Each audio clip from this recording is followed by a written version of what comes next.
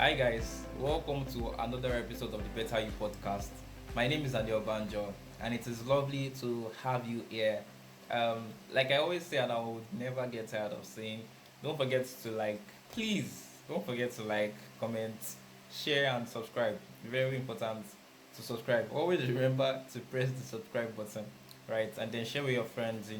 As it blesses you, post on your status, your pages, leave your comments in the comment sections. Let me know how you feel about most of this content, and you know um remember to like as well.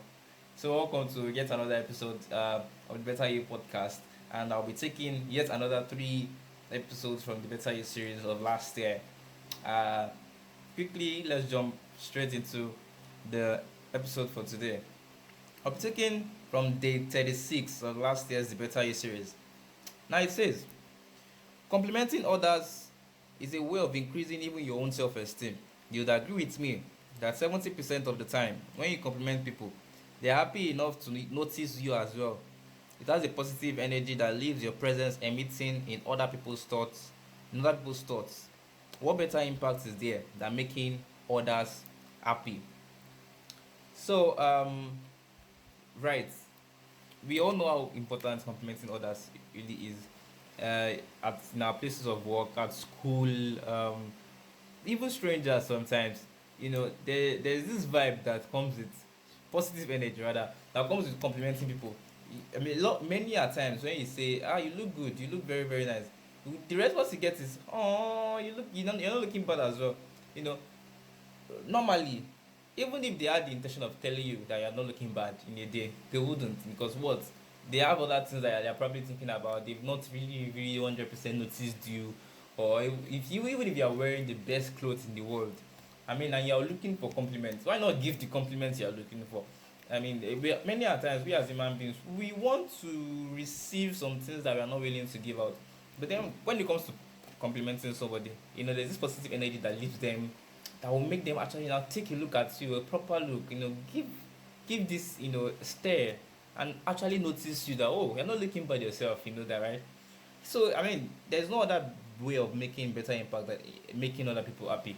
That's one of the ways that you can make proper impact in life, right? You don't need the reciprocated energy self. Don't even feel like, okay, because you want them to say you're not looking bad as well. Then you now go about telling everybody, hey, you look good, hey, you look calm, hey, you look very nice, and all, because you want them to say it back. Some people will not say it. All you get from other people is, thank you, you just made my day. But that should be enough, right? Because that's the goal, that's the aim. Complimenting others is, you're trying to make them happy, you're trying to make their day better than you met it, right? So in a way, right, you don't always expect that they will compliment you back, but then always have it at the back of the mind that you're trying to make people happy. You'd agree with me. I don't know how many people have tried it before, but on several occasions where I've tried, seeing someone with a frowny face, or seeing someone looking so exhausted and battered and everything, many a times I just walk up to them and I compliment them. Hey, it's not as bad as it looks, or you're looking good, or you will be looking more better if you put a smile on your face. Many of them, when they smile like that, I've I feel so happy, because I mean, I achieved what I wanted to achieve. While there are some that, regardless of whatever you say, what they are going through is what they are going through past piping. So nothing can make them smile at that moment in time. They also can say like, bro, move on. You don't feel bad about it, right? But there are people that, all they are looking for is someone to just make them feel happy. Some are even lost in thoughts, thinking about wallowing in their thoughts, and everything they are going through. And a simple word that you would say will just make their day, right? Just walking about, noticing someone that is sad and all of that. You walk up to them and say, "Hey, you look much better if you put a smile on your face." Bro, it takes a lot of courage to do that, though. Not everybody has that courage. As introverted as I can be, I can also be very extroverted, especially to strangers. You know, First impression that I believe matters a lot.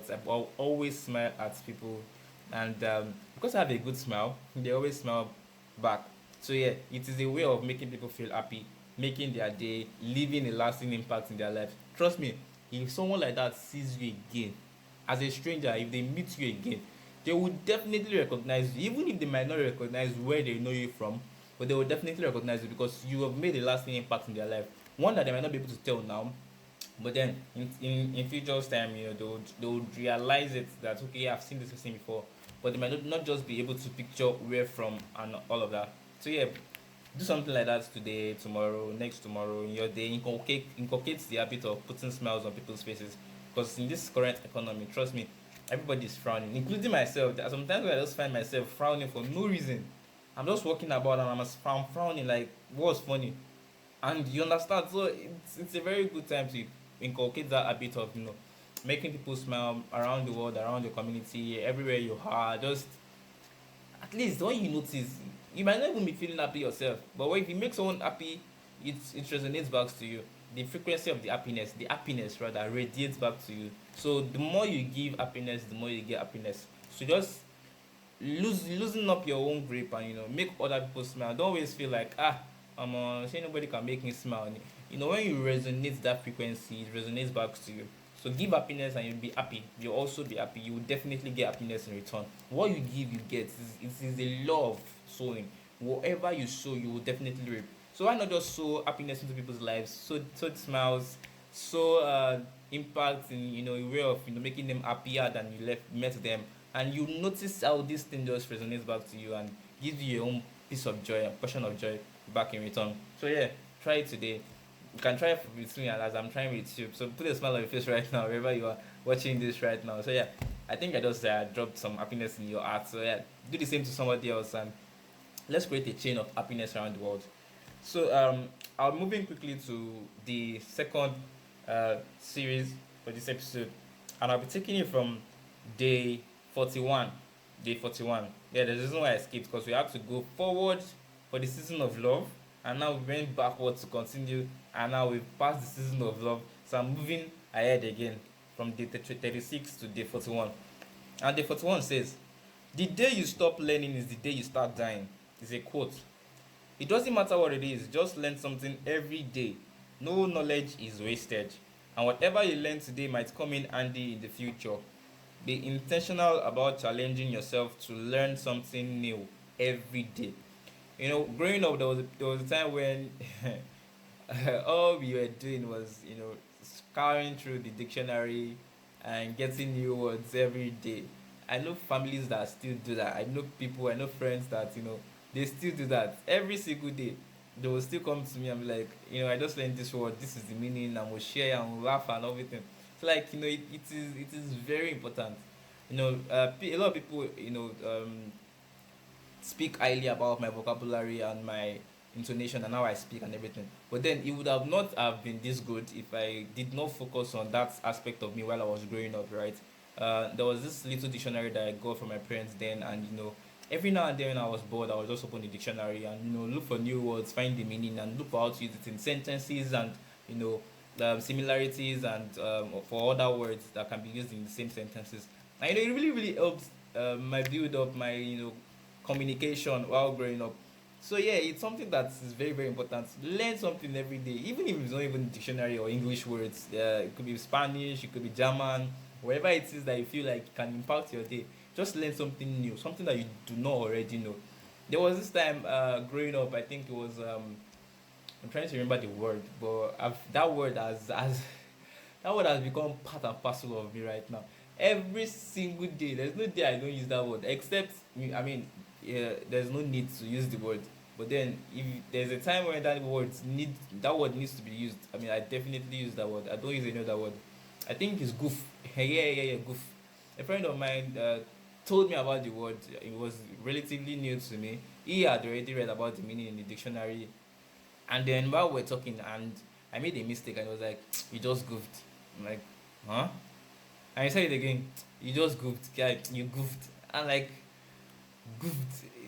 It sounded so strange to me, and he sat me down, explained what he meant. When you make a mistake, when you make a blunder, when you are being silly in a way, means you goofed. And I went to research and I checked the meaning as well. And trust me, since I got the meaning of that word, every single time I see someone that makes that mistake, oh, you goofed.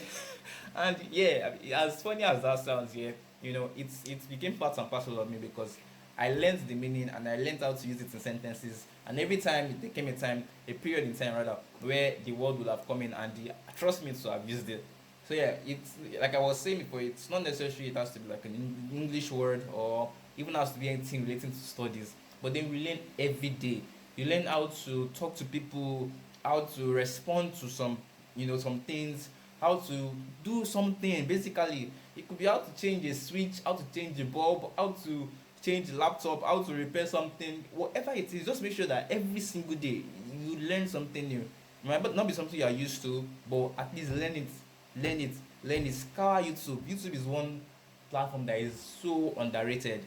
We've not tapped into 5% of the potential of what YouTube can actually do, because you can learn virtually anything on YouTube if you dedicate your time to YouTube and say, okay, for every single day I want to learn something. Just search. If it's not on YouTube, I don't know where else you will find it. Trust me. So it's like YouTube is a platform where you can learn virtually anything, every and anything you want to learn. So make use of platforms like that. Learn something, because there's value. It's value in someone that keeps learning. And like the quote says, the moment we stop learning, we start dying. Why does it say we start dying? Does it mean we die physically? No. Does it mean we die spiritually? Maybe. Does it mean we die emotionally? Maybe. But then the aspect where it's talking about actually dying is because we start to lose our values. A valueless life is a dead life. It's a dead man walking, because there's no value to give. So why are you living? Do you understand? So you need to make sure that you keep giving value. You keep emitting value in your sentences, your words, your actions, the way you relate to people. So it's important that you keep learning, because if you don't learn, you will be someone of a repetition, a repetitive life. And a repetitive life is life that's actually not meaningful, because you keep repeating words, repeating sentences, repeating phrases, repeating the same thing over and over again. People get bored when they keep hearing the same thing from you every single time. So you need to keep learning, so you keep building up on yourself, and then you keep dishing out value at every point in time when you talk. So I thought I'll quickly move to the last series for today, and I'm taking it from day 43. Day 43, and it says, take time to appreciate the simple joys in life: a warm cup of coffee in the morning, a walk in nature, or a heartfelt conversation with a friend. These moments may seem insignificant, but they are the threads that weave the fabric of a fulfilling life. Lord, I honestly don't know where all this inspiration came from, but then it resonates deeply with me.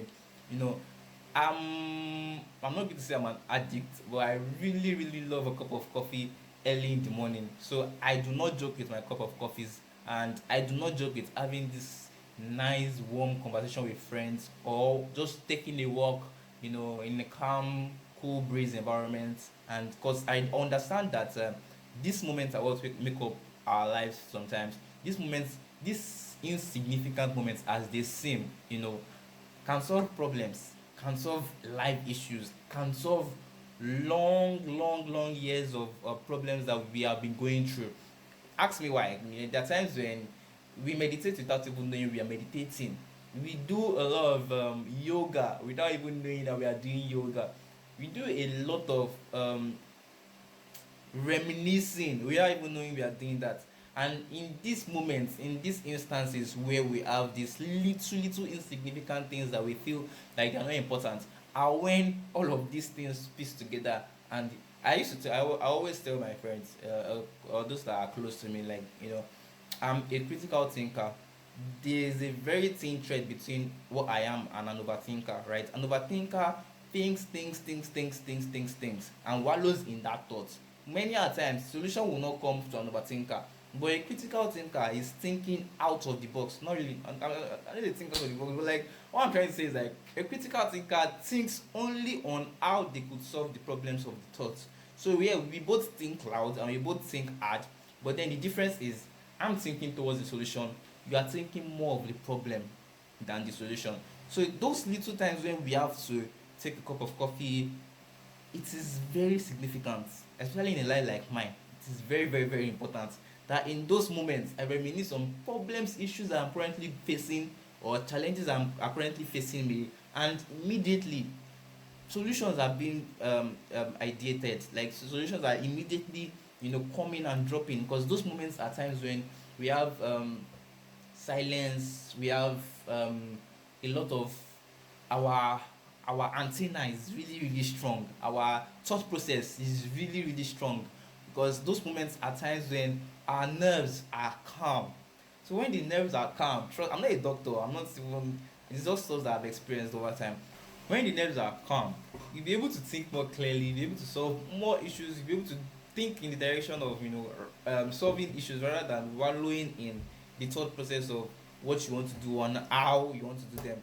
Sometimes, okay, I think major difference, another major difference, I don't know how many major differences we have, but another difference between a critical thinker and an overthinker is the fact that critical thinkers never let the thoughts overwhelm them, while overthinkers always have a way of letting the thoughts overwhelm them. Many a times when I think too deep and I don't get a response, like I don't get a way out, I just, oh, it won't kill me. I beg shift and I move on. But many of them overthinkers in that regard, they don't know how to just shy away from that thought and like, oh, whatever will be. They are fixated on what will be, and they want to know what to be, the way to be, and how it to be. So I think we'd rather just be better as critical thinkers, than overthinkers. But then these are times when we need to take all these moments very important, the cup of coffee, the walk in the park, the conversation with friends, and all of that. So with that, we come to the end of the podcast today, the episode of today. Thank you very much.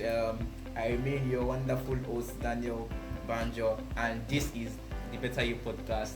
Bye and cheers.